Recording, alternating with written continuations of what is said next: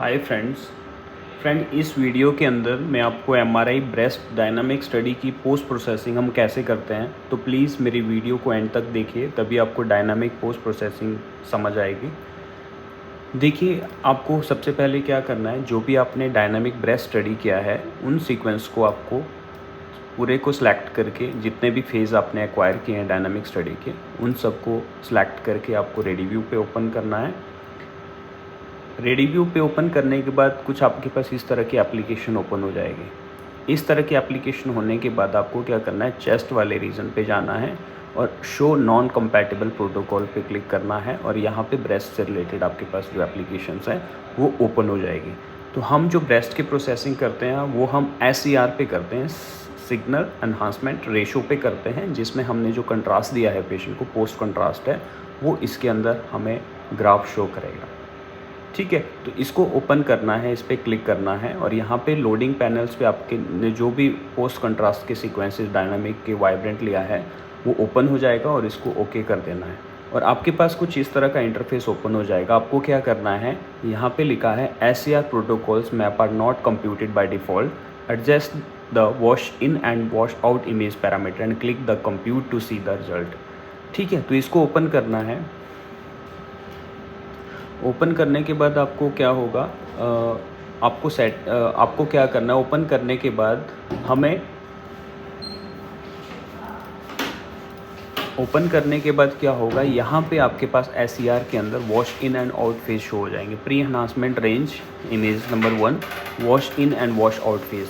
तो यहाँ से आपके पास wash in and wash out phase आप यहाँ से क्लिक करके ऐसे ले सकते हैं, जितने भी फेजेस हमने एक्वायर किए हैं, 3rd, 4th, 5th, 6th। ठीक है, तो फर्स्ट जो मेरा इमेज है वो मेरा प्री कंट्रास्ट है, जिसको मास्क फेज बोलते हैं, और बाकी के फर्दर मैंने कंट्रास्ट दिया है। जब स्कैन स्टार्ट हुआ है डायनामिक की तरह मैंने कंट्रास्ट दिया है, तो यहाँ से मेरा कंट्रास्ट शुरू हो गया। तो इसको मुझे क्या करना है, कंप्यूट करना है। ठीक है, इसके बाद क्या करना है, आपको इसको कंप्यूट करना है। कंप्यूट करने के बाद आपके पास कुछ इस तरह का इंटरफेस ओपन हो जाएगा। ठीक है, इस तरह का इंटरफेस ओपन हो जाएगा। यहाँ मैं एनोटेशन लगा रहा हूँ ताकि आपको प्रॉपर दिख जाए। ठीक है, तो इस तरह का आपको क्या करना है, इसमें इस तरह का इंटरफेस आपके पास ओपन हो जाएगा। इस तरह का इंटरफेस ओपन होने के बाद इस पे आपको देखना है कि जो भी ब्रेस्ट के अंदर जो भी लीज़न आ रहा है वो कौन से फेज़ में अनाउंस कर रहा है और कौन से फेज़ में अनाउंस नहीं कर रहा है। ठीक है, तो आपको क्या करना है, ध्यान से देखिएगा। तो यहाँ पे क्या करना है, इस इमेज को आप जूम कर सकते हैं कि जूम करके आप देख सकते हैं अच्छे से। तो यहाँ से आप क्या कर सकते हैं, डिस्प्ले FOV की मैग्नीफिकेशन को इंक्रीज़ कर सकते हैं। और यहाँ से देखो रैंक लिखा है यहाँ पे सेलेक्ट फेज़, तो यहाँ पे राइट क्लिक करने के बाद आप ऐसे राइट क्लिक करोगे तो आपके पास फेज़ आते रहेंगे, 2, 3, 4 ऐसे फेज़ आते रहेंगे। तो यहाँ देखो एनहांसमेंट आपके थर्ड फेज़ आपने एक्वायर किया है उसमें एनहांसमेंट देखो, लेफ्ट साइड को ब्रेस्ट में काफ़ी एनहांसमेंट आ रही है, ये देखो। ठीक है, तो आपने जो कंप्यूट किया है, नीचे आपके पास कलर्ड इमेज आ रही होगी, एक्सियल PEI। ठीक है, और एक्सियल PEI में जो पॉजिटिव एनहांस्ड इंटीग्रल्स होता है, इसमें आपका कुछ इस तरह का एनहांसमेंट शो होगा, ये देखो। ठीक है, इस तरह के एनहांसमेंट इसमें आपके शो हो जाएगी। आपको क्या करना है, जब भी आप प्रोसेसिंग करेंगे सबसे पहले आपको क्या करना है, एक इलिप्टिकल ROI लेना है और वो उस लीजन के ऊपर आपको प्लेस कर देना है। उस लीजन के ऊपर जब भी आप प्लेस करेंगे ना, तो यहाँ पे आपके पास ग्राफ शो होगा। जब भी आपने कंट्रास्ट दिया है तो यहाँ पे एनहांसमेंट टाइम के अकॉर्डिंग एनहांसमेंट रेशो देखी जाती है, तो मैक्सिमम स्लोप ऑफ इंक्रीज। ठीक है, इस पर क्लिक करने के बाद आपको राइट क्लिक करना है और ऑटो स्केल करना है। ठीक है, ऑटो स्केल करने के बाद जो भी एनहांसमेंट है कंट्रास्ट के ना, यहाँ से यहाँ तक एनहांसमेंट आ रही है, फिर ग्राफ कैसे जा रहा है, तो ये डिपेंड करता है कि जब आप आर्टेरियल फेज एक्वायर कर रहे हैं तो एनहांसमेंट कैसी जा रही है, जब आप कोई वेनस फेज एक्वायर कर रहे हैं तो एनहांसमेंट, तो ये ग्राफ में इंडिकेट करता है कि ग्राफ की एनहांसमेंट कैसी है।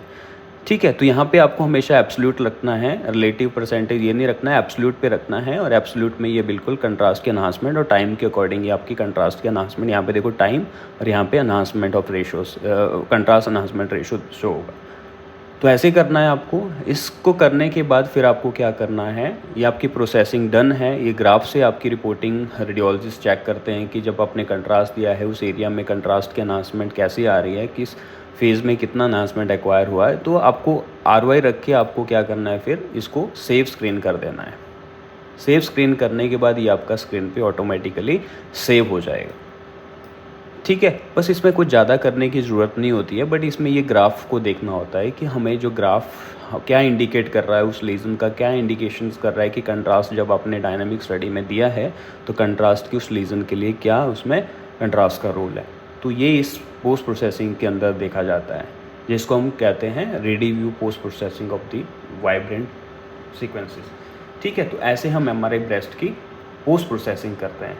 ठीक है, तो अगर मेरी वीडियो आपको अच्छी लगे तो प्लीज़ मेरी वीडियो को आप लाइक, शेयर एंड कमेंट कीजिए। मैं ऐसे ही आपको कुछ बेसिक से नॉलेज MR से रिलेटेड देता रहूँगा। Thank you very much.